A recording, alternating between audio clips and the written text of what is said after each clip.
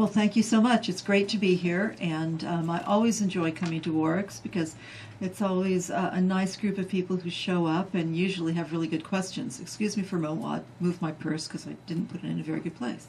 I'm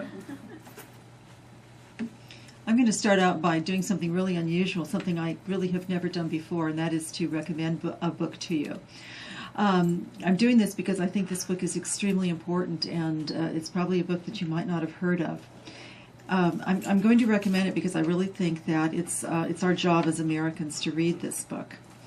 I'm not going to talk about it very much, except to say that it's critically important, and we owe it to ourselves and to somebody else to read it.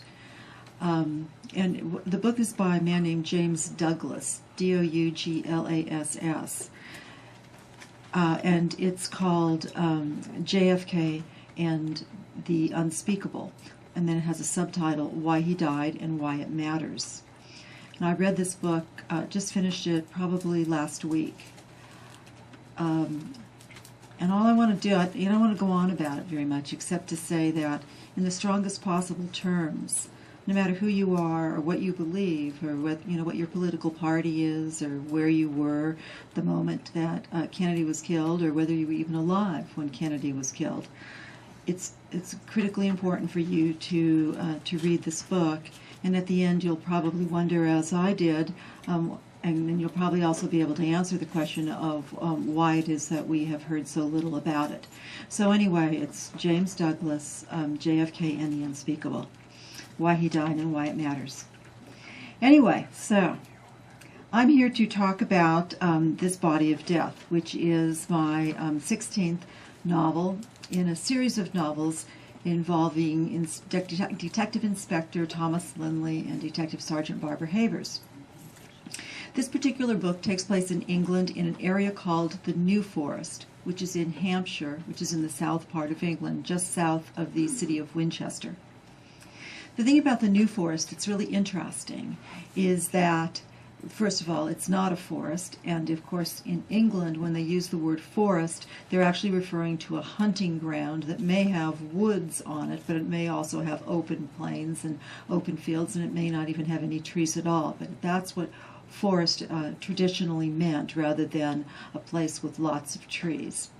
The New Forest is indeed a place that has some trees, a number of different woods, but what it was the hunting ground of William the Conqueror. And so, since the time of William the Conqueror, it has belonged to the Crown of England. Although there are a number of different little towns and villages within the New Forest, it's essentially Crown land. The people in the New Forest have lived in a way that is very traditional and very similar to the way in which they lived in 1066, which is pretty interesting. They have a number of traditions that are called the rights of commoners. Now, when you think about commoners in relationship to England, you generally think in terms of royalty, aristocrat, commoners, but that isn't the way commoners is used in the New Forest. What that means is that people have a certain number of common rights, and some of those rights are things like the right of gathering, which allows them to take as much wood out of the forest as they need to use to maintain the heat in their homes.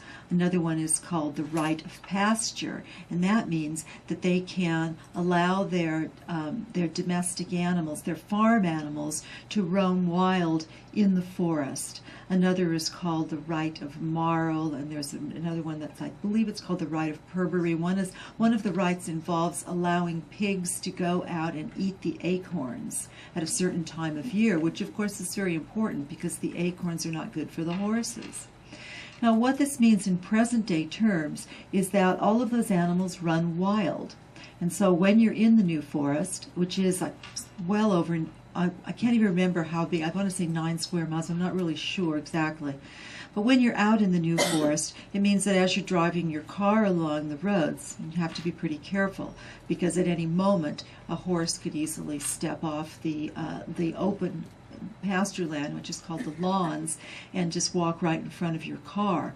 Or you can be driving along and you will first hear and then see an entire herd of ponies running alongside your car as you drive. And it's really a remarkable sensation to be there and to have this experience of just being among the animals. Now, these animals are called the architects of the New Forest because what they've done through their grazing is they've created a really spectacular environment in which there simply is no undergrowth, unless the undergrowth has been encouraged to grow by fencing off part of the forest until the trees are more mature. Because when they plant additional trees, of course, those trees would be eaten by the animals unless they gave them a number of years to get beyond the animal's interest level. So in those cases, they have things called enclosures. We think of enclosures, but they call it an enclosure, in which you have a vast tract of land that's fenced off. People can go inside there. You can walk your dogs. You can do whatever you want, but you can't let horses in there. But in the rest of the forest, the horses have grazed down everything so that it's very simple for you to just go out, get out of your car, and just start walking among the trees in the forest. It's not like a forest here in America, and especially where I live up in Washington, where the undergrowth is just incredible. I mean, you beat your way through a forest. You don't just have a nice little stroll. But there you can have a nice little stroll in the forest.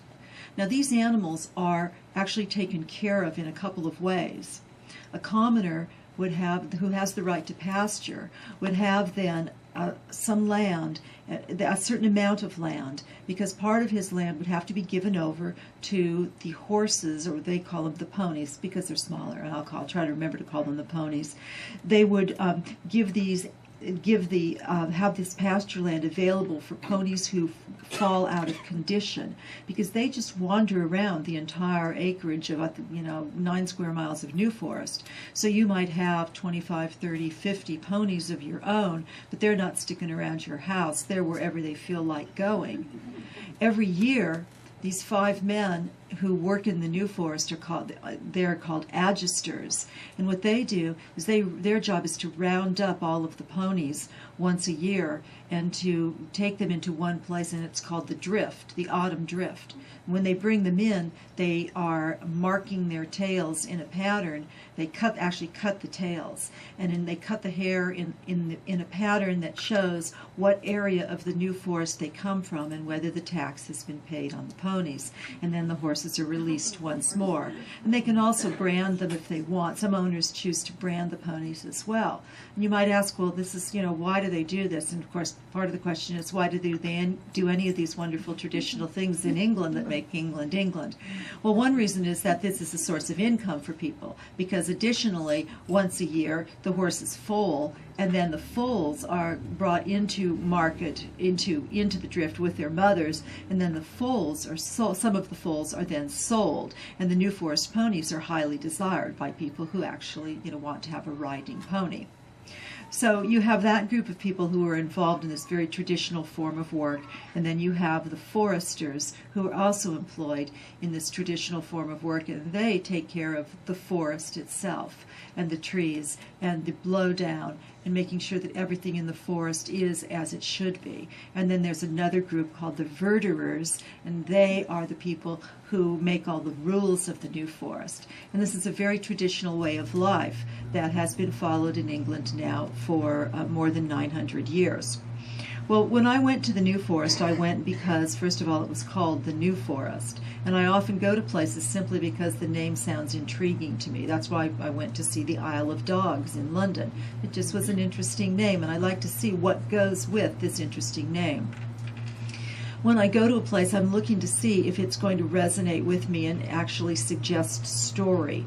And on this particular trip, I went to 2 locations.